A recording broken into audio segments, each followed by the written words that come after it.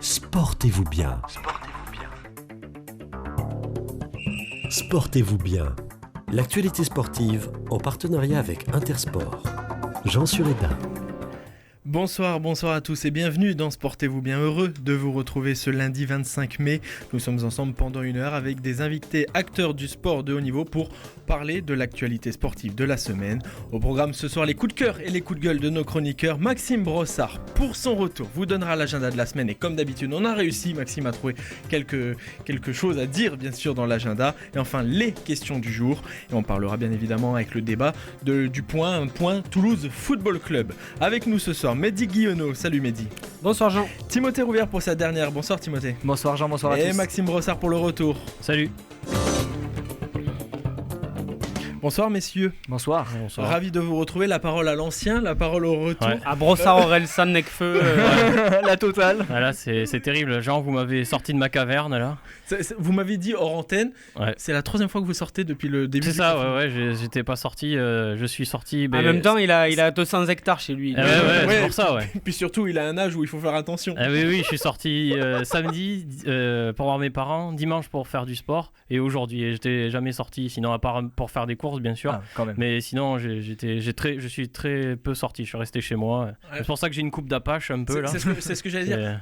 Les auditeurs verront l'émission sur YouTube vers 21h. Ouais.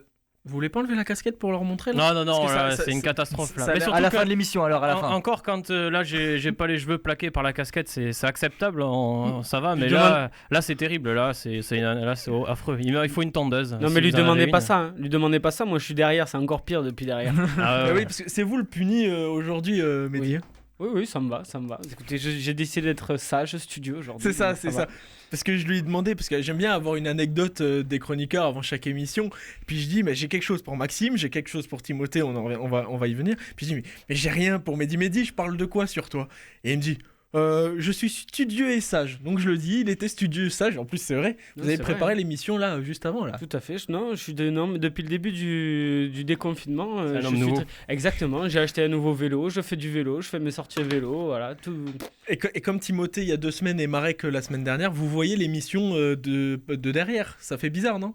Bah oui, surtout de voir la coupe de Maxime de c'est derrière. ça le plus bizarre. Timothée, on ne le voit pas. Ah bah oui, je suis caché par la grandeur de Maxime. Mais je l'ai jamais, depuis qu'on est revenu en studio, Timothée aussi la dernière fois était là et j'étais à sa place à lui, je ne le voyais pas. Donc en fait, je ne vois pas Timothée, je ne sais toujours pas s'il est là. Mais c'est ce que vous m'avez demandé. Vous m'avez dit j'aime pas Timothée, il faut taisez-vous. Il est en duplex. Il est en duplex. C'est bien évidemment une blague. Et Timothée, c'est la dernière pour vous. Pourquoi? Parce que vous allez repartir en stage, on le rappelle, vous êtes étudiant. Vous êtes étudiant à l'EJT, à l'école de journalisme de Toulouse. Vous allez repartir en stage chez nos confrères de France Bleu, Champagne-Ardenne. Tout à fait, je repars à Reims, je remonte pour là-haut, c'est la dernière. La dernière pour l'année, je reviendrai à la rentrée de septembre. On fait le contrat cette année, en direct. Oui. On repart l'année prochaine. On signe un CDI, là, on est d'accord? On est d'accord. C'est très bien. Ah ouais. Je reste en première division avec vous. Pour 0 €, bien évidemment. Oui, toujours, on fait ça avec plaisir. C'est des talents, hein. Il est drafté de suite à la sortie de la fac, il a déjà un CDI, quoi. Le mec, c'est beau, il a pas faut en trimé, profiter, c'est pas donné à tout le monde, mais voilà. Ouais, à mon avis, ça sera pas pour 0. J'ai entendu 2-3 conversations avant l'émission, ça sera pas pour 0. Ou c'était pas moi qui demandais une gratification, hein. On ne fera personne.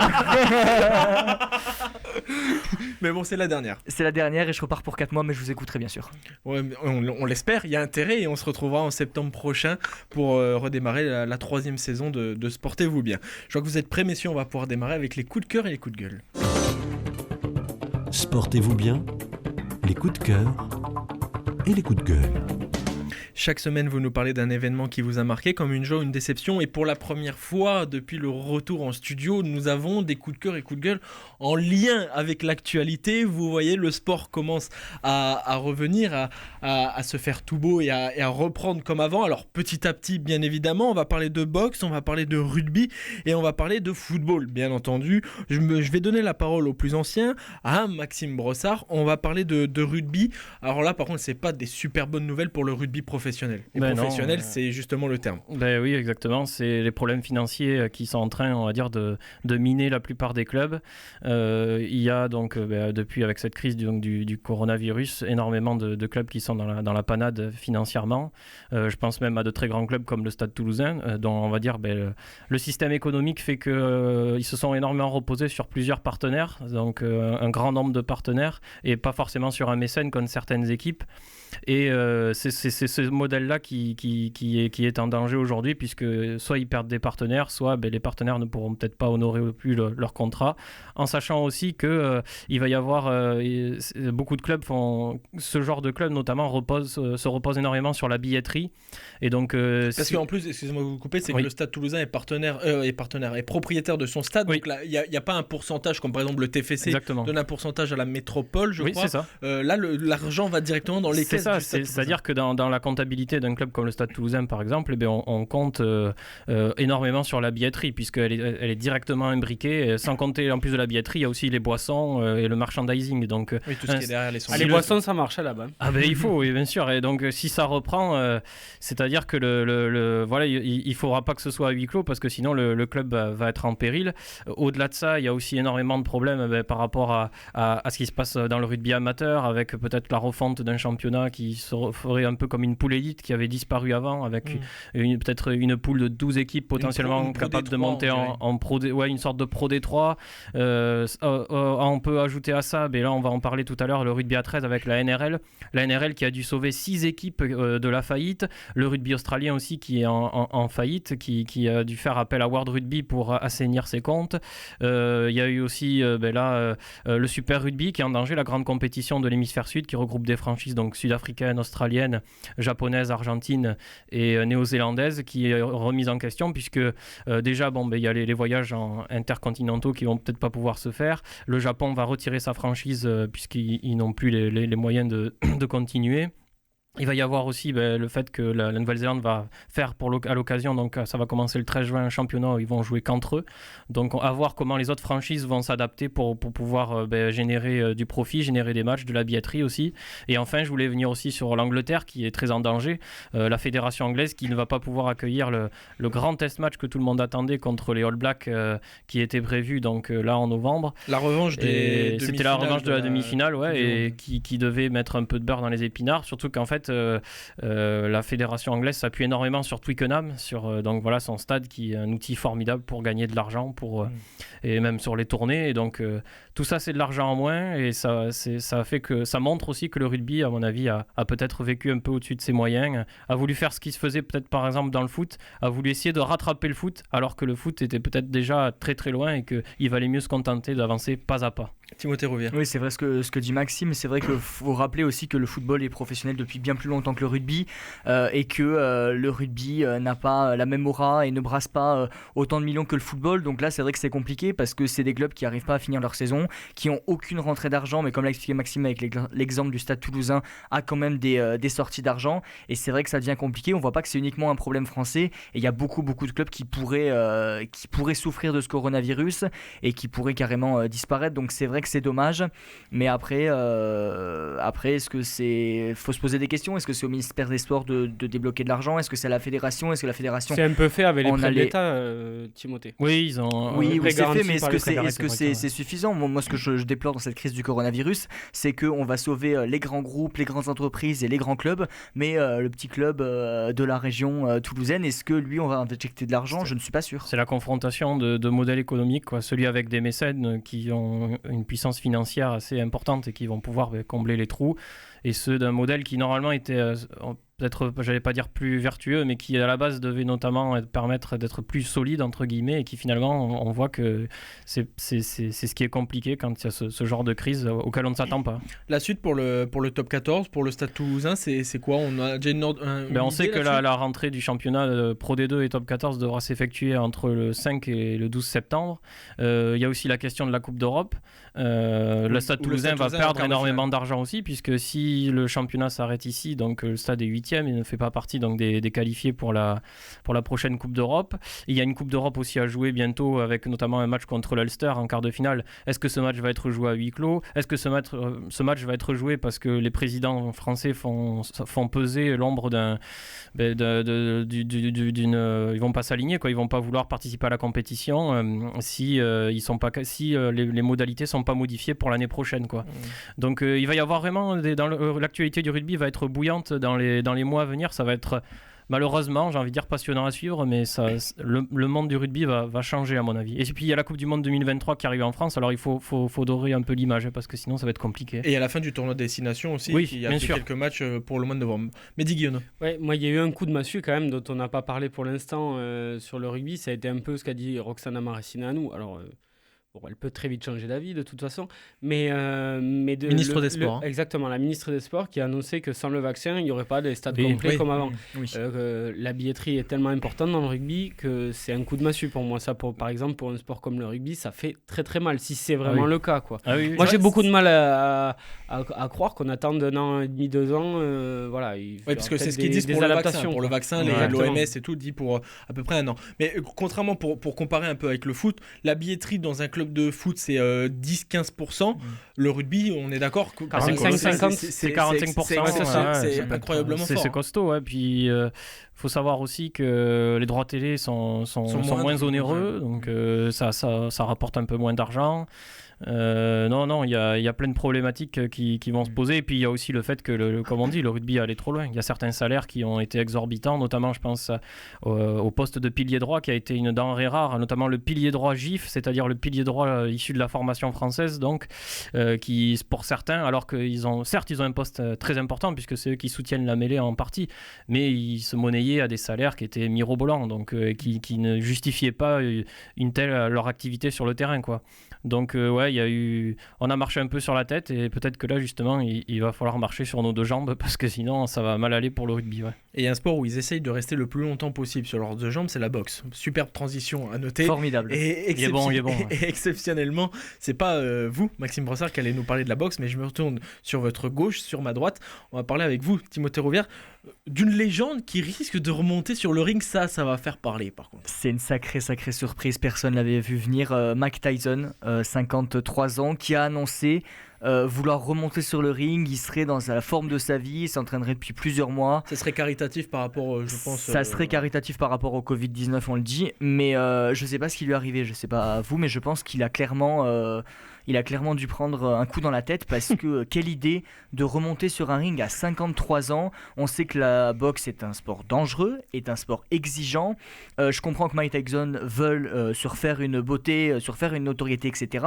Mais c'est de la folie furieuse. Vraiment, je ne comprends pas. On est d'accord qu'il va pas jouer contre quelqu'un de 20 ans. On va rassurer les auditeurs. Il va pas combattre contre quelqu'un qui est dans la force de l'âge et qui est encore sur le circuit. On est d'accord. Hein, il va combattre contre un de ses anciens challengers, mais c'est pas fait encore. C'est pas encore fait, mais c'est une rumeur, mais tout le monde voudrait voir le 3e match entre Mike Tyson et Vander Holyfield qui a 57 ans lui. Donc bon, ça serait un peu de la boxe entre papy sur 3-4 rounds et c'est caritatif, ça rapportera de l'argent. Je vous conseille de regarder si c'est comme ça va. Un excellent film, il s'appelle Match Retour. C'est un combat entre. On parlait des films là. Entre Sylvester.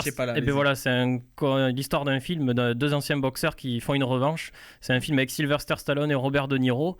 Et c'est de la poésie. Ouais, voilà, et c'est deux anciens boxeurs donc qui ont été burinés par les coups et par la vie qui décident de remonter sur le ring et c'est exactement ce qui risque de se passer avec Tyson et Holyfield. Moi je reste très très étonné de ce combat. D'accord, il y a un côté caritatif qui est très très louable, mais est-ce que c'est raisonnable? Moi, je pense pas. Maxime, il est en canne, non? D'après les vidéos qu'on a vues. Alors sur la longueur, il a pas la caisse. Droite, hein. Mais il va vite. En fait, comment vous dire, c'est toujours été Mike Tyson. Ça doit faire mal, quoi. Mike Tyson, pour le vaincre, il faut passer les 5 premiers rounds. Quand vous avez passé les 5 premiers rounds, que vous avez pris peut-être la grêle, la foudre, l'éclair, le volcan, tout en même temps, après c'est bon, généralement le moteur commence à se vider et c'est comme ça qu'Holyfield l'a gagné à chaque fois. C'est-à-dire que Holyfield c'était un boxeur qui était léger, c'était un mi-lourd, donc il est monté en catégorie. Certains disaient qu'il allait être trop léger pour être chez les lourds.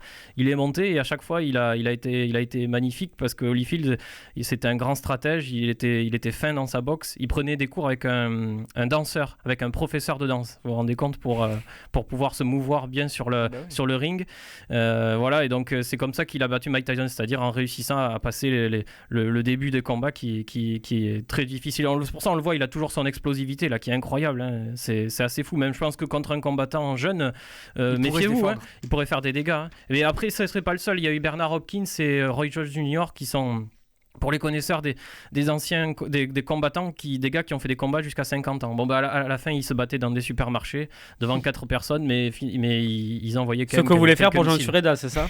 Jean Sureda, c'est dans les cartons. Je vous en parlerai quand on aura trouvé l'adversaire. On peut pas trop dévoiler. On est sur un chauffeur de bus hongrois apparemment là, de 63 ans. Donc il n'aura pas de souci de protège-dents, il a un dentier. Donc on va voir si Jean va arriver à l'aligner. Je vous organise ça dans les jours à venir. Là. Je serai en quelle catégorie par contre? Là vous êtes en lourd là. Je vais pas dire votre poids à l'antenne, mais... C'est vrai? Ouais. Non, parce que je vous ai donné mon poids. Par contre vous m'avez donné votre poids de forme. Votre poids de forme, vous êtes en mi-lourd. C'est vrai? Ouais. C'est quoi le mieux? Mi-lourd, je pense. Mi-lourd, je pense, ouais. Parce que lourd, il y a des sacrés gabarits. Hein. Lourd, le problème, c'est que c'est la puissance en fait. Ah ouais, non, mi-lourd, c'est bien. Léger aussi. Léger, je vais faire une grève. D'ailleurs, c'est pour ça que beaucoup de combattants peuvent combattre vieux en mi-lourd. C'est pas en lourd, pardon, parce que c'est la puissance. Ça fait pas juste, mais ça repose énormément sur la puissance et quelquefois même sur l'endurance aussi. Mais c'est-à-dire qu'en lourd, tout peut se jouer sur un seul coup. Quoi. Vous pouvez dominer tout un combat, mettre le type, le toucher dans tous les sens et tout, et puis sur un coup en lourd, tout peut se renverser parce que les gars ont une telle puissance que c'est incroyable. Quoi. Timothée Rouvière pour conclure. Bah voilà, en tout cas, c'est dans les cartons, c'est des rumeurs, etc. On sait pas encore contre qui il va combattre, mais voilà, c'est louable, mais ça pose quand même les limites du sport. Je vais donner la parole à Mehdi Guillonneau. On va changer de sport après le rugby, après la boxe. On va quand même parler de football parce que c'est à l'heure actuelle le seul sport majeur, sans manquer de respect aux autres disciplines, qui est en activité. Alors pas en France, on va en parler tout à l'heure dans le débat avec le TFC, mais en Allemagne. Et ce week-end, les Français quand même se sont encore une fois bien démarqués outre-Rhin. Exactement, le français est à la mode en Bundesliga en Allemagne depuis quelques temps. Juste pour vous dire, ils sont 27 quand même cette année à jouer en Bundesliga. Et encore, je compte pas les joueurs formés en France parce qu'il y a pas mal de... Il y en a beaucoup. Oui, voilà, il y a des franco-marocains qui sont internationaux marocains, des Sénégalais, etc. Par exemple, Amin Harit, qui est formé à Nantes, voilà, mais qui a une sélection qui est marocain, je crois. C'est exactement, ça, il y a Rafael Guerreiro qui est franco-portugais aussi. Et qui joue pour le Portugal. Voilà, il y en a certains qui sont formés en France, mais qui n'ont pas la nationalité française. Voilà, alors ils sont très nombreux en Allemagne et ça marche très bien la plupart du temps pour eux. Alors, moi, j'ai lu quelques articles, etc. Ils nous ont un petit peu expliqué pourquoi les Allemands se sont tournés vers le marché français. C'est parce qu'en fait, les joueurs français, ils considèrent que... Alors, ça va être très commercial ce que je veux dire, mais ce sont de bons produits de base. C'est-à-dire que ce sont des joueurs qui sont très bien formés. Et ensuite, voilà, pour passer le cap, en général, on va plutôt à l'étranger parce que nous, on a du mal à le faire et on voit des performances. Franchement, on en voit partout. Et là, en ce moment, sur la reprise de la Bundesliga, on les voit briller, quoi. Et pour ceux qui ne suivent pas vraiment le foot, pour vous donner un ordre d'idée, comme le dit Mehdi, en France, en Ligue 1, la Ligue 1 est souvent décriée pour plein de raisons, mais... on va dire que la France, c'est plutôt le centre de formation grandeur nature. Voilà, tous les jeunes viennent et dès que les jeunes arrivent à éclosion et arrivent à un certain âge et à un certain prix aussi, parce que ça reste des entreprises, les clubs de foot, on en parlait tout à l'heure avec Maxime pour le rugby, voilà, ils partent dans les clubs étrangers où il y a plus de moyens, plus de facilité de transfert aussi sur certains points. Donc voilà, pour donner un ordre d'idée, voilà, la Ligue 1, la France, c'est voilà, le centre de formation européen et une fois qu'ils sont formés, ils vont dans les très grands clubs. Reprenez. Oui, c'est ça, c'est exactement ça. Après, on avait plutôt l'habitude de les voir partir en Angleterre, en Espagne. C'est ça. Mais la Bundesliga est le championnat sûrement du futur, de par son stade, de par son modèle économique, de par le jeu attrayant, le nombre de buts. Voilà, c'est très frais. J'ai l'impression de voir la Première Ligue il y a 10 ans. Ouais, c'est un petit peu ça, parce que il y a peut-être pas la même puissance financière, économique, et c'est des clubs qui sont sûrement d'ailleurs beaucoup plus sains. Mais voilà, juste pour vous donner un petit peu ce qui marche bien, il y a le duo d'attaque à Mönchengladbach, Plea et Marcus Thuram. Thuram qui marche très très bien. Les deux marchent pas mal. Il y a Rami Bensebaini. Ils sont formés où ces deux-là? Excusez-moi, Alassane Plea est formé à Lyon et Marcus Thuram est formé à Sochaux. Ah voilà. Et il y a non, aussi... mais c'est juste pour savoir. Alors on va continuer avec... on va continuer avec les Sochaliens pour vous faire plaisir, parce qu'à Leipzig aussi, qui est quand même un des plus grands, plus grands clubs là, en ce moment d'Allemagne, qui a un projet avec une grande boisson énergétique derrière eux. Il y a Mukiele ou Upamecano, Konaté, le Sochalien. On se souvient aussi d'Enkunku. Il n'a jamais signé pro à Sochaux d'ailleurs. Ouais. C'est ça, oui c'est ça. Et il n'était pas parti à Salzbourg avant aussi. Non, c'est Onguené. Ah, c'est Onguené, c'est un autre. Ouais, il y a pas mal d'anciens Sochaliens. Il y a Nkunku aussi qui était au Paris Saint-Germain, qui jouait pas forcément beaucoup. Il s'éclate là-bas. Et qui s'éclate. Là-bas, c'est monstrueux. Exactement, et il y a même des joueurs qui n'ont pas réussi chez nous qui réussissent là-bas. Et Leipzig qui est en quart de finale de la Ligue des Champions. Attention. Oui. Exactement. Et ces 5 Français, j'en ai oublié un dans ma liste, évidemment, je ne l'ai pas noté. Mais voilà, je voulais aussi dire qu'il y a des joueurs qui n'ont pas forcément réussi en France, mais qui réussissent correctement en Allemagne. Je pense à Jean-Philippe Mateta, qui est passé par Lyon, on ne s'en souvient même pas, mais il a marqué aussi, 14 buts l'an dernier. Non, c'était Yatara. Lui, je formais à Châteauroux. Formé à Châteauroux. Oui, c'est ça. Voilà, il y a Ronald Pierre-Gabriel, personne ne s'en souvient, il joue à Mayence. Niakate de Valenciennes. Voilà, il y a pas mal de joueurs. Après, au Bayern Munich aussi, quand même, on a Pavard, Hernandez, Coman, Cuisance, qui joue un petit peu moins, et Tolisso. Voilà, il y a 5 Français quand même dans le 3 champions du monde, un vice-champion d'Europe, c'est pas mal. Ouais, dans le plus grand club, dans le plus grand club d'Allemagne, et peut-être un des 2-3 meilleurs en Europe en ce moment. Timothée Rouvière. Oui, c'est vrai, moi je rebondis totalement sur ce que dit Mehdi. C'est vrai que l'Allemagne et la Bundesliga est le nouveau grand championnat. On voit vraiment des clubs vraiment sains, vraiment équilibrés. Donc c'est vrai qu'on a toujours le Bayern qui est là-haut et qui gagne depuis... On en a parlé la semaine dernière, 29 titres de champion d'Allemagne. Depuis des années, ça s'arrête pas. Mais derrière, il y a Dortmund, il y a Gladbach, là il y a Leipzig.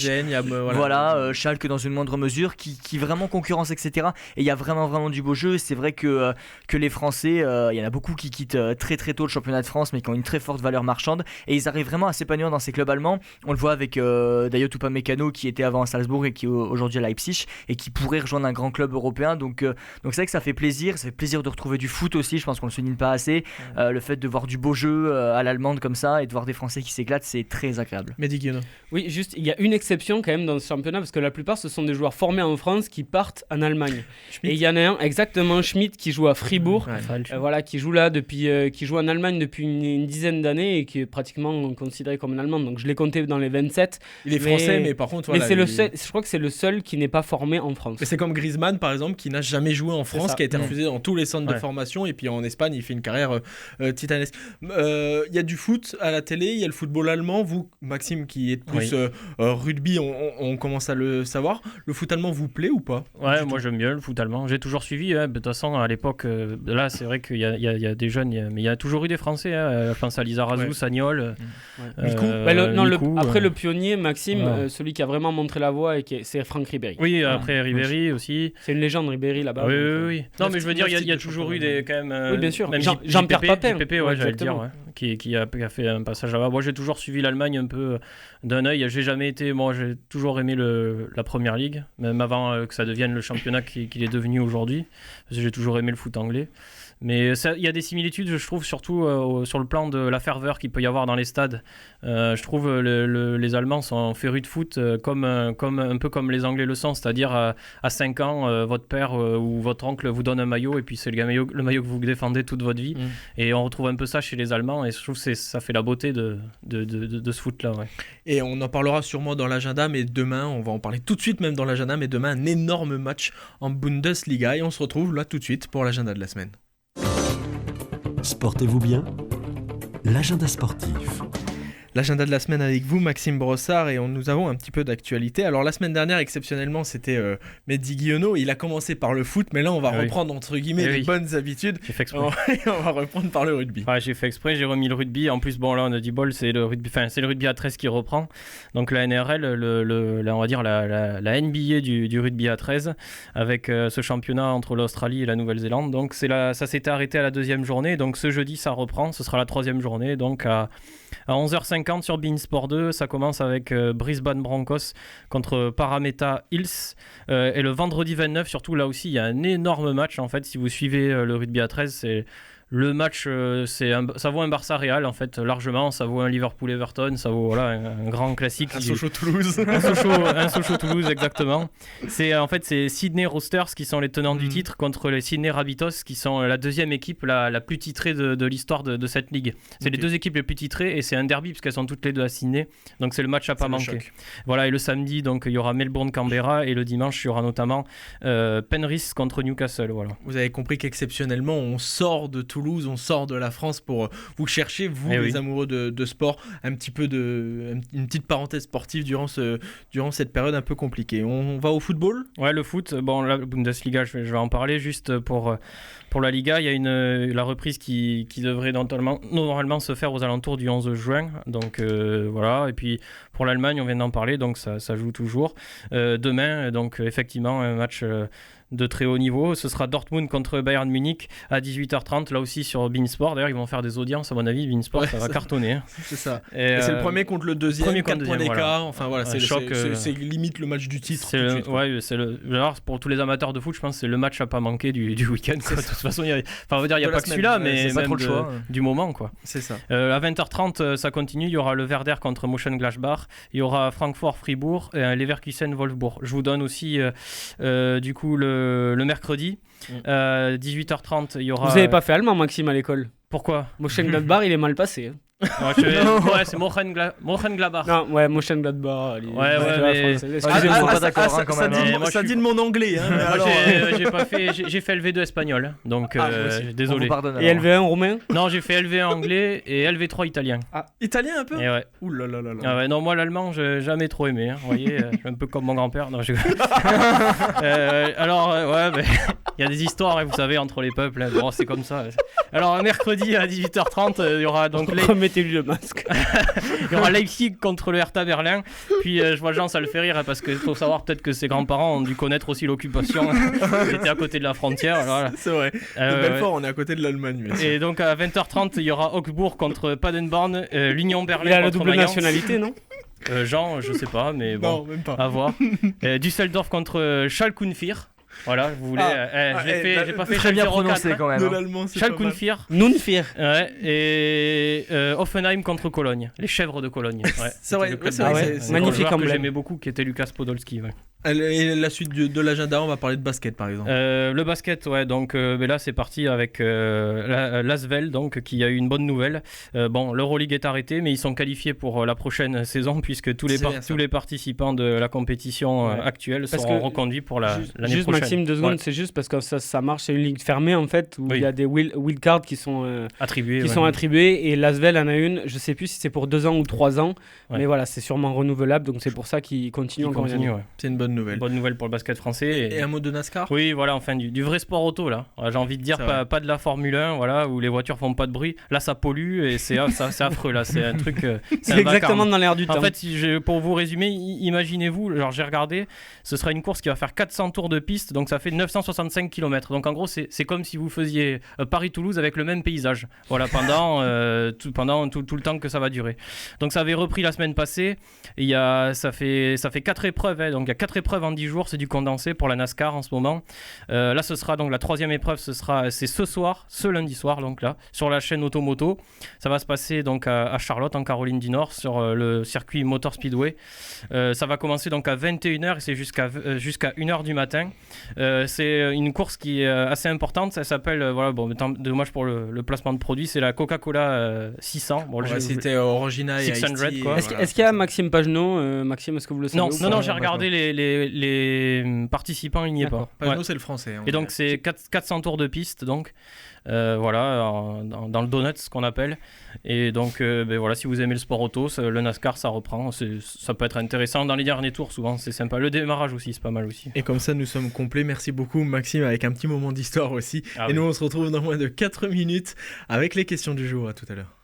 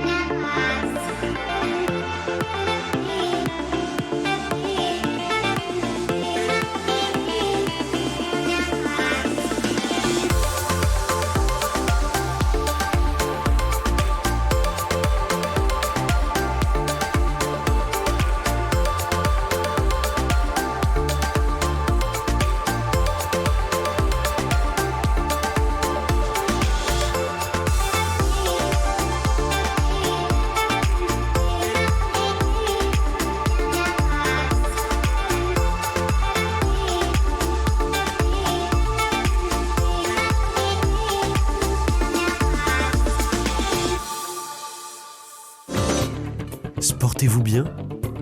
La question du jour.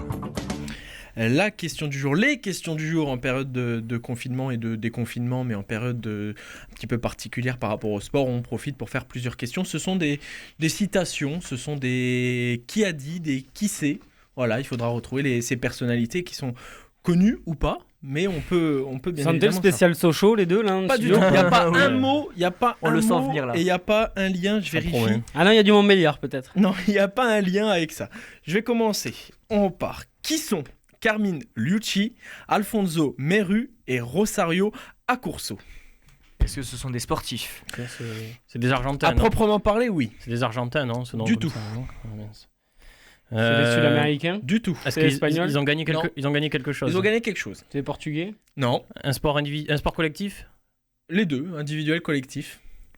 Est-ce que ce serait pas de la pétanque? Une triplette de pétanque? Non. Est-ce que c'est 3 coéquipiers? Oui. Ah, voilà. Est-ce qu'ils étaient de la C'est même les champions du nationalité? monde Même de nationalité. fléchettes. Même Non. nationalité. Alors attends, quel sport se fait à 3 déjà La pétanque. C'est Le en curling. 3, c'est en 3 mais individuel. Et bien sûr, Coraline, notre réalisatrice, bonsoir Coraline, Bonsoir. peut jouer Oui. avec nous, bien évidemment. Je Laissez cherche. le micro Ouais, ouais. allumé. Allez. C'était de la voile, Je vous peut-être. donne un indice. C'était hier. Ça s'est passé hier. Donc si vous hier. avez suivi l'actualité, vous l'avez vu passer. Ils ont été... Mais c'est- quel sport a repris en fait tout c'est simplement? des fléchettes. Non, pas des fléchettes. Ils ont été champions d'Europe hier. D'échecs. Non, De football virtuel. football Ah virtuel. ouais, bien Bonne joué. réponse de Timothée Bien Rouvière. joué. L'Italie est championne d'Europe Ah de oui, c'est e-sport. vrai, on a vu ça. Sur PES, ils ont battu la France, qui est championne du monde. Ils ont battu la France en demi-finale. Et voilà, ils ont battu la Serbie 3 matchs à 1. Donc c'est pour ça que c'était individuel, mais Mais en collectif. équipe. Voilà.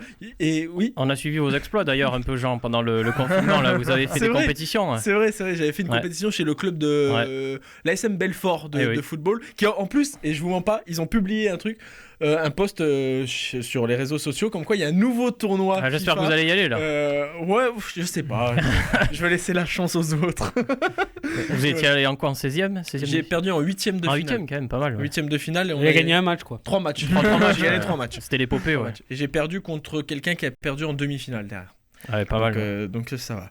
Bon voilà, première bonne réponse de Timothée Rouvière. Qui est Manuel Meruto González, messieurs? Il y a que des latins que là dans des votre filles, questionnaire. Ouais. Manuel Meruto. Là, ça va être un peu plus compliqué. On part pour 3 minutes. C'est le vainqueur de quelque chose déjà? Non, du tout. Du tout. Est-ce que C'est quelqu'un qui c'est sportif, donc ça sûrement. Sportif, oui. 55 ans, il a. Ah voilà, il est toujours en vie? Toujours en vie. Non, mais en activité. Mais plus en activité. Ah voilà. Est-ce qu'il a inventé quelque chose? Du tout. Non, pas du tout. C'est son palmarès. Son palmarès indirectement, oui. Est-ce que le sport qu'il pratique est un sport olympique? Il pratique pas de sport, mais oui, c'est olympique. C'est individuel ou collectif? Là, c'est individuel ce qu'il fait. Est-ce que c'est un sportif? Enfin, c'est individuel en soi et c'est collectif aussi. C'est du vélo. Non, du tout. Est-ce que c'est un sportif purement ou est-ce que c'est un staff technique? C'est un entraîneur? sportif. Il est considéré, enfin moi perso, je le considère comme un sportif de haut niveau. Ah oui, mais on a peut-être pas les mêmes considérations. Après, ça reste à voir. Ouais.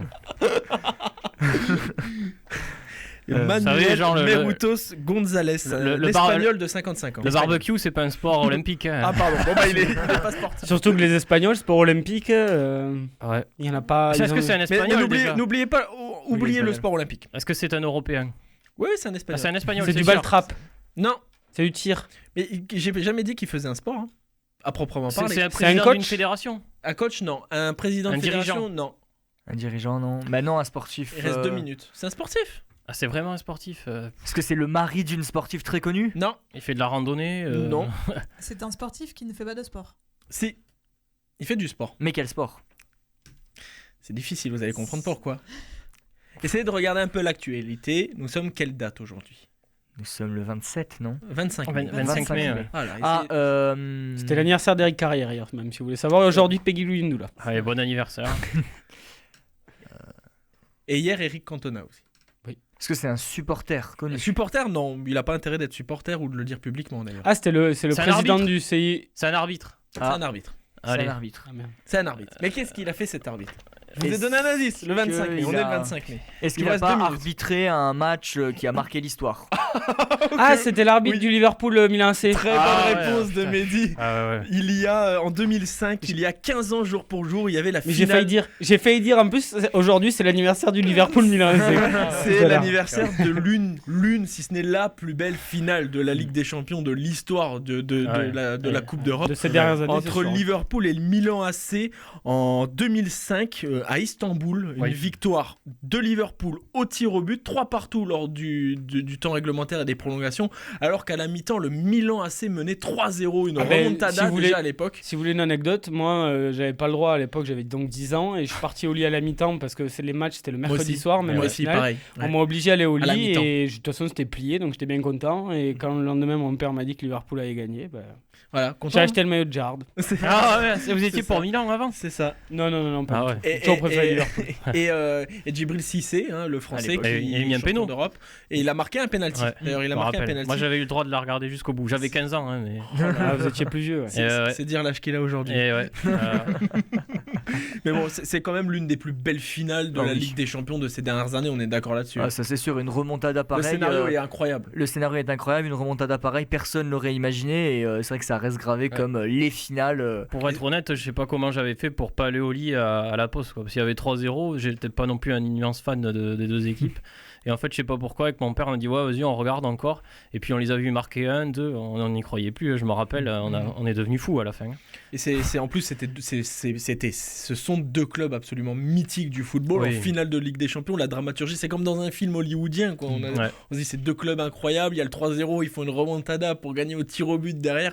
C'est absolument incroyable. Les Italiens, ils manquent un peu, je trouve, en Ligue des Champions. Ils sont moins présents quand même qu'avant. C'est vrai que ça Inter 2010 de dernière victoire. Ça n'a pas la même saveur. Le Grand Milan, tout ça, quand même, c'était super équipe, quoi. Ça fait rêver, quoi. Depuis, il y a la Juventus de Turin qui a fait 3 finales, 3 perdues. La Juventus spécialiste de perdre des finales. C'est le Clermont du rugby, de toute façon. Ils en ont gagné 2 quand même. C'est le Clermont de la Ligue des Champions. Ils en ont gagné 2. Et maintenant, ce sont des petites citations. Par exemple, qui a dit « Mes parents ont toujours été là pour moi depuis mes 7 ans ». J'en suis là. C'est marrant, ça. Mes parents ont toujours été là. Mes parents ont toujours été là. Parce que c'est un footballeur. Depuis mes 7 ans. Oui, c'est un footballeur. Qui joue en Bundesliga. Il joue plus. Il prend sa retraite du coup là. Ah non, il a fini. Il a fini depuis un moment là. C'est Franck Ribéry. Non, du tout. Est-ce que Zinedine Zidane? Non, qui a dit mes parents ont toujours été là pour moi depuis mes 7 ans. C'est quand même une belle phrase de footballeur. C'est un international. Un international, oui. Il a été français, non, 115 sélections, 17 buts. Donc pas français. Attends, combien tu m'as dit? 115 sélections. 115 sélections, 17 buts. Il nous le faut dans la langue d'origine. Peut-être que ça nous aiderait s'il n'est pas français. Mais ça va être... 115 sections, c'est un anglais ou... Un anglais. Ça va être Rooney, non? Du tout. David Beckham, 45 ans.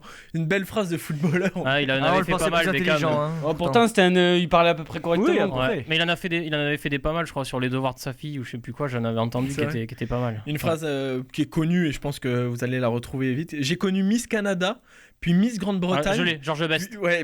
Et bonne réponse, vous avez vu. J'ai connu Miss Canada, Miss Grande-Bretagne, puis Miss Monde. Ma vie est finalement assez monotone. Cette phrase. Il y en avait une qui était mythique. Elle est incroyable. Georges Best était connu pour ça. Il avait dit, en gros, il avait déménagé pour jouer en MLS à l'époque, au début de la MLS. Oui, il a joué à Los Angeles. À Los Angeles, ouais. Et je me rappelle, il avait dit que en fait, il voulait toujours aller voir la plage. En fait, il avait rêvé d'aller voir la plage. Et en fait, il avait dit entre mon appartement et la plage, il y avait un bar. Du coup, j'ai jamais vu la plage. Sans dire long, mais allez voir. Je vous invite à aller voir sur internet, taper phrase mythique de Georges Best. Vous allez passer un très très bon moment. Une autre phrase connue d'un sportif connu: les Anglais ont inventé le foot, les Français l'ont organisé, les Italiens le mettent en scène. Un arbitre peut-être? Non, pas un arbitre. Un joueur. Un Italien? Du tout. Un Anglais? Bon, ça peut être qu'un Français qui un Français. Français. Champion du monde. Platini. Deschamps. Ah non, champion du monde. Deschamps. Zidane. Là, vous allez me taper. Un champion du monde. Dugarry. Aimé Jacquet? Non. Il est champion du monde, mais vous allez me taper. En quelle année? En 2005, il est champion du monde. Attends, mais c'est pas ce truc-là. Vous voyez? Karabatic. Non. Giroud. Non, un Français. Un footballeur français. Champion du monde en 2005. Ouais, mais avec des espoirs. Non, du tout. Qu'est-ce que c'est? Champion du monde des jeunes. Non, c'est Ben Arfa. Non, Benzema. Il est champion du monde des clubs. Non. Non, il est champion du monde avec l'équipe de France. 5. Et chez les jeunes en U20. Non.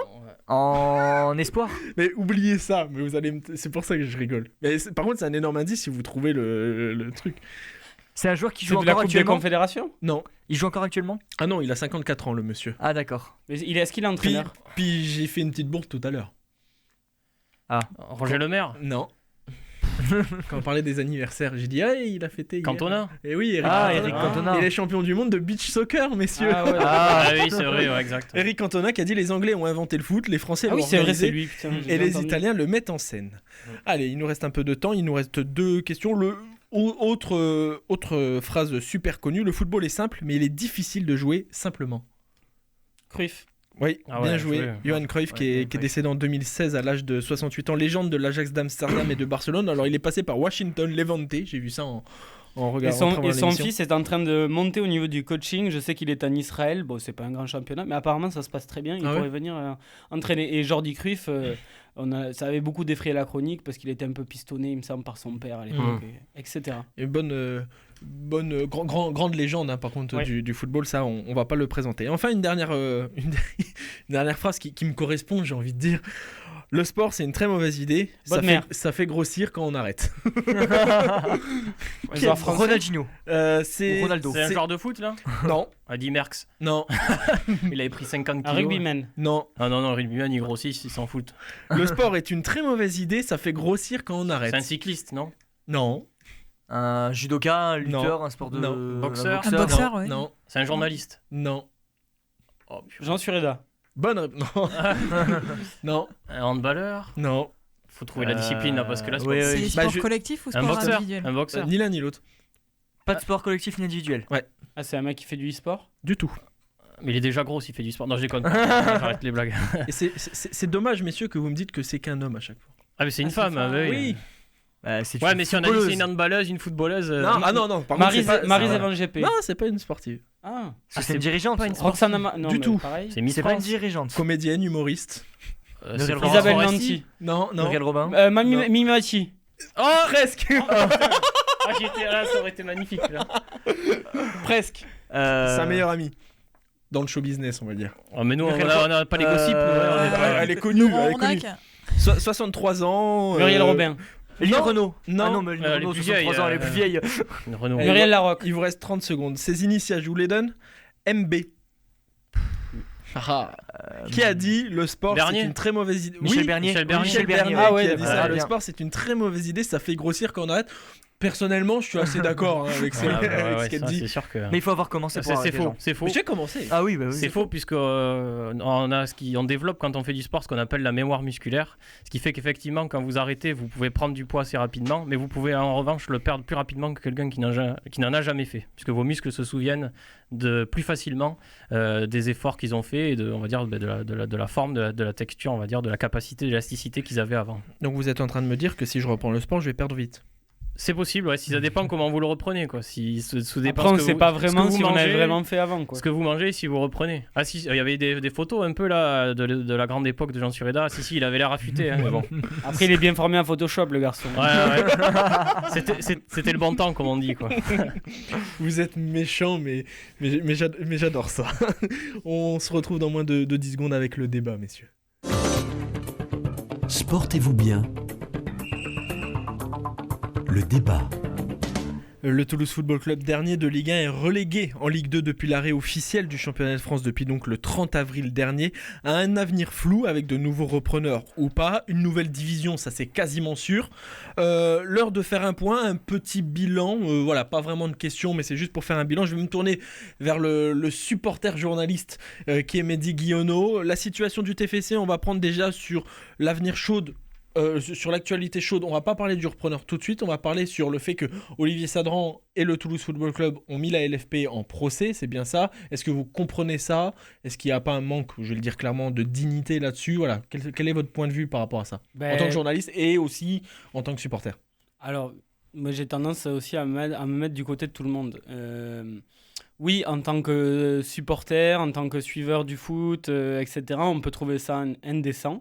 Mais de son point de vue à lui, il est régulier, c'est-à-dire qu'il a toujours défendu le club, il a toujours vu ça, Ça c'est vrai. comme... Ça c'est alors, vrai. pas totalement comme une entreprise. Il est jamais trop tombé là-dedans, voilà. Mais il défend quelque part son entreprise. Et en fait, Olivier Sadran, on est quand même dans une période où il l'a fait, on lui tombe dessus. Il l'aurait pas fait, on aurait dit il défend même pas le club, il a envie de le vendre, il veut se barrer. C'est vrai, parce qu'en plus, ce qui s'est passé pour lui, c'est qu'il avait annoncé avant le confinement qu'il voulait essayer de trouver un repreneur. Donc c'est vrai que sur la communication, il est obligé. Amiens, Lyon et Toulouse, ça n'arrivera pas parce que c'est une décision qui est sûrement blindée et il y a juridiquement, il y a une infime chance que ça réussisse. Donc voilà, écoutez, ils le savent en plus quelque part. C'est un peu pour la forme. Donc voilà, ils le feront, on verra bien. Timothée Rouvière. Je suis d'accord avec ce que dit Mehdi. C'est vrai que la position du président Sadran est assez délicate. Mais j'ai quand même du mal à la justifier cette demande et cette attaque du TFC envers la Ligue de football professionnel.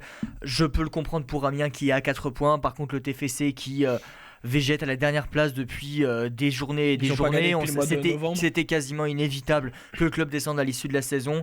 Je ne suis pas à sa place, mais autant faire table rase de ce qui vient de se passer et reconstruire un effectif. On l'a vu, il y a peut-être des nouveaux repreneurs qui arrivent. Donc reconstruire un effectif et laver un petit peu ce club et que ça soit de manière saine et que ça fasse dans la dignité, parce qu'il y a des clubs comme Amiens qui ont plus de mal à encaisser la décision. Après, il y a une chose quand même, vous l'avez évoqué, on en parlera juste après, c'est une vente.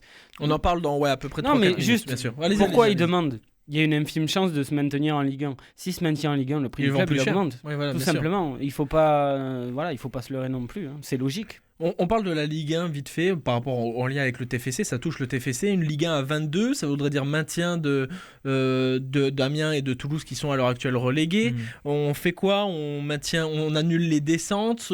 Quel est pour vous le bon choix ? Alors on va le dire parce qu'il y a prescription, j'ai envie de dire maintenant, mais hors antenne et puis sur le groupe WhatsApp de l'équipe, ça avait bien chauffé entre nous deux, contre entre guillemets, je dis bien entre guillemets, on le salue, Lucas Serdi, qu'on n'était absolument pas d'accord. Et voilà, il y a eu quelques énervements, mais bien évidemment très très gentiment. Il faudra donner un droit de réponse à Lucas par contre si vous faites ça. C'est ça, on lui donnera un droit de réponse la semaine prochaine. Mais voilà, vous pensez quoi par rapport à ça ? C'est vrai que pour le TFC, ça serait superbe. Oui, bien sûr, ce serait super. Mais bon, la décision est prise. Voilà, à partir du moment où la décision est prise, on ne pourra pas revenir là-dessus. Il y a 15 jours, 3 semaines, ils auraient décidé une Ligue 1 à 22. Bon, ils auraient décidé une Ligue 1 à 22. Il y en aurait qui auraient gueulé aussi. Donc voilà, la décision a été prise, c'est fait. Moi, je pense qu'il faut entériner les choses, se tourner vers l'avenir. Et puis voilà, il faut respecter les décisions, quoi. Timothée Rouvière. Tout à fait d'accord. Ça a été acté comme ça depuis le 30 avril. On est quand même le 25 mai, ça fait quasiment un mois. Bien sûr. Si on aurait voulu faire une Ligue 1 à 22 ou même à 17 ou je ne sais à combien, il aurait fallu prendre la décision le 30 avril. Et c'est pas permis par les textes. Alors que la Ligue 2, c'est permis par les textes. Oui, alors les infos. Oui, mais autant mettre mettre le même nombre de clubs dans chaque division. Moi, je comprends pas partout, que dans un moment on peut avoir 20 clubs, puis 22 clubs, etc. Comme on fait pour les descentes, pour les monter.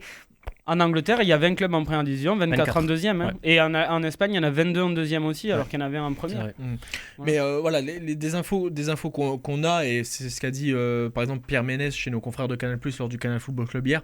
Normalement, la Fédération française de football, qui a un droit de regard et un avis plus qu'important sur l'organisation des matchs professionnels et de la Ligue, devrait refuser le passage de la Ligue 2 à 22 clubs.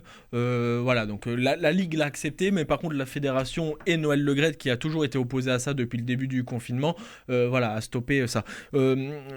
On parle du rachat maintenant. Qu'est-ce qu'il en est ? On entend des fonds d'investissement américains, c'est bien ça, Mehdi ? Exactement, un fonds d'investissement américain, Redbird, ça s'appelle Partners Capital, exactement. Je vais me venger, je sais pourquoi vous parlez jamais anglais dans l'émission, c'est ça ? Moi je ne parle aucune langue étrangère, je ne maîtrise pas 100% le français, donc les langues étrangères, ne m'en parlez pas. Donc Redbird Capitals, qui est un fonds d'investissement américain, voilà, donc le TFC a publié un communiqué disant qu'il rentrait dans un petit peu moins. Ouais. Oui, donc c'est peut-être ça. C'est peut-être mardi ou mercredi dernier. Bon, ils sont rentrés en gros en négociation exclusive. Donc en gros, c'est préalable sûrement à un achat avec une signature, ce fonds d'investissement-là. 85%. Exactement. L'idée, c'est que ce fonds d'investissement prenne 85% des parts du TFC et qu'Olivier Sadran garde 15%. Après, c'est un petit peu flou. La seule personne, donc, parce que les Américains, c'est un fonds d'investissement donc, qui a investi dans le sport mais qui n'a jamais possédé de franchise, par exemple aux États-Unis, et donc ils connaissent pas bien l'Europe, etc. Donc ils s'appuient sur des hommes, ils ont un intermédiaire. Et l'intermédiaire serait Damien Comolli. Damien Comolli, c'est quelqu'un qui a travaillé à Arsenal, qui a travaillé à Tottenham, qui a travaillé à Liverpool. Qui a travaillé à Fenerbahçe, qui a travaillé aussi un petit peu à Saint-Etienne, donc il connaît un petit peu le milieu du foot, et ça serait lui le relais de ce fonds d'investissement. Sadran garderait 15% de parts dans le club, c'est bien ça? Ouais. Alors je sais pas trop comment il faut le voir. Est-ce que c'est peut-être une garantie, parce qu'on sait que... Alors on y reviendra peut-être à ce qu'on pense du rachat après, je sais pas si vous voulez venir après. On y vient juste après. Ok, on y viendra après, mais ça peut être une sorte de garantie. Ouais. Maxime Brossard, vous voyez de quel œil ce rachat potentiel du TFC? C'est compliqué, vous savez. Le problème avec ce genre de fonds de pension, c'est qu'on ne sait pas non plus d'où vient l'argent. C'est assez opaque, je trouve. C'est les instituteurs du Kansas, l'infirmière de l'Oregon. Après, il y a aussi des... Oui, d'ailleurs, ils doivent être impliqués dans tout ce qui est les hydrocarbures, toutes les choses comme ça. J'ai vu qu'ils avaient aussi un peu travaillé avec les Giants de New York au baseball et les Dallas Cowboys au foot américain. Ils ont déjà mis un pied dans le sport. Bon, ça, c'est déjà un point qui est rassurant. Ça veut dire qu'ils débarquent pas de nulle part.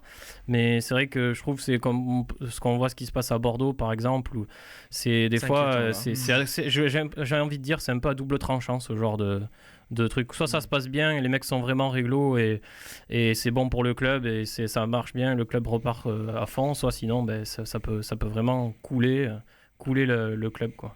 Timothée Rovert, il y a Arsène Wenger, l'ancien entraîneur d'Arsenal, l'ancienne légende d'Arsenal, qui est toujours une légende d'ailleurs à Arsenal, a déclaré samedi chez nos confrères de beIN Sport que le problème dans le football aujourd'hui, et c'est bien on en parle là, c'est qu'il n'y a plus vraiment de rachat, il n'y a plus vraiment de projet, ce sont des investisseurs qui sont là juste pour faire le plus rapidement du profit et de l'argent, ce qu'on peut concevoir quand même, parce que ça reste quand même une entreprise à faire tourner, mais c'est ça le danger aussi pour le TFC. Comme il a dit Maxime, c'est à double tranchant. Alors déjà la première chose c'est que si les Américains veulent faire de l'argent, c'est pas à Toulouse qu'il faut venir. Ça c'est la première chose. Pourquoi pas ? 4e ville de France, ils peuvent. Ils peuvent, mais je suis désolé au vu de le club va certainement évoluer en Ligue 2 l'année prochaine. Justement. Au vu de l'effectif actuel, je suis désolé, c'est pas le meilleur endroit. Ça ne peut que remonter de l'argent. On parlera du sportif. On parlera du sportif après. Mais dans 20 secondes. C'est vrai que c'est problématique, je pense, parce que c'est vrai que d'avoir ces fonds d'investissement où on sait pas trop, où il y a pas forcément une tête pensante, où il y a pas forcément d'organigramme qui est clairement défini. C'est vrai qu'on sait pas trop quoi en penser. Après, je pense que le fait qu'Olivier Sadran reste et garde 15% des parts du club, ça peut rassurer parce que c'est un président, on peut dire tout ce qu'on veut sur lui, il peut être il est là pour le club, etc. Ça c'est clair. Il est là pour le club, il se bat pour son club et on l'a jamais autant vu. Et surtout, il a un historique avec le club et ça pourra accompagner le fonds d'investissement américain. En 20 secondes, vous pensez quoi de ce rachat, Mehdi? Juste 2 secondes sur Timothée. Alors justement, le club descend en Ligue 2, donc en fait quelque part il ne peut que remonter. Et c'est ce qui par exemple s'est passé à Nice. Ils l'ont acheté. C'était d'ailleurs qui a fait les fonds d'investissement, la famille Chianli qui a failli racheter le TFC qui était candidat aussi, a revendu le club de Nice beaucoup plus cher que ce qu'il avait acheté. Et pourtant, il n'y a pas eu une progression folle. C'est juste les droits télé qui ont augmenté. Voilà ce qui rapporte. Et le TFC, par exemple, s'il remonte en Ligue 1, c'est pas les mêmes droits télé en Ligue 1 et en Ligue 2. Et donc, le club déjà aurait une valeur déjà qui aurait grimpé. Et le club, il ne vaudrait pas à peu près 15 millions de maintenant. Il en vaudrait peut-être 50 ou 60. Moi, ce que j'en pense, il fallait du changement, oui. Mais ces fonds d'investissement, moi j'aime pas ça. Voilà, c'est tout. On va parler quand même un petit peu de sportif. Le TFC va en Ligue 2, sportivement parlant, que ce soit sur le terrain ou même administrativement. Le danger, c'est quoi ? C'est de faire des mauvais choix. On en rigole souvent, j'en parle vraiment souvent ici pour faire ma propagande bien sûr, mais là on va parler sérieusement. Je suis supporter de Sochaux, ça vous le savez, mais Sochaux est en Ligue 2 depuis 6 ans, Valenciennes est en Ligue 2 depuis 6 ans, Ajaccio est en Ligue 2 depuis 6 ans, Lens remonte seulement depuis 4 ans, Lorient remonte seulement depuis 3 ans, Auxerre, Nancy n'est toujours pas remonté, le mieux qu'ils ont fait ça doit être 5e ou 6e, c'est de plus en plus dur la Ligue 2, et est-ce que le TFC qui normalement, de ce qu'on m'a dit, devrait repartir avec un budget de 27 millions d'euros si le rachat se confirme, ce qui est pour la Ligue 2 absolument titanesque, et ils seront... C'est normal ces dernières années. Oui, mais ils sont en haut, c'est quand même gros. Il y a juste Lens qui avait 40 millions. Ça s'explique pour une chose, c'est que leurs 17 années en Ligue 1 leur rapporte beaucoup quand ils descendent en Ligue 2. Vous pensez quoi du sportif pour finir ? En fait, le sportif, on n'en sait rien. C'est tout. Il y a un rachat. À cause du rachat ? À cause du rachat, c'est un flou total et on ne sait pas ce qui peut se passer. Voilà. Ça risque d'être compliqué, Maxime, non ? Ouais, c'est ça, on n'en sait rien. Après, c'est une occasion à saisir pour les supporters et pour l'équipe. Comme le disait souvent Mehdi, il faut une aventure, il faut créer une histoire autour de ce club. Peut-être pas gagner avec un un fonds d'investissement, Maxime. Ouais, mais peut-être que ça peut être une occasion. Sait-on jamais, j'ai envie de dire. Je suis d'accord avec ce qui a été dit, on verra bien la saison prochaine, mais ça peut être une première étape vers... voilà. Et le TFC qui sera dans la division de Sochaux, de Pau et de Rodez, une énorme année l'année prochaine en Ligue 2 BKT, qu'il faudra dire. C'est plus la Dominos Ligue 2, c'est la Ligue 2 BKT. Merci messieurs, merci à Coraline à la réalisation. Passez une bonne semaine, on se retrouve lundi prochain sur Sportez-vous bien, à bientôt.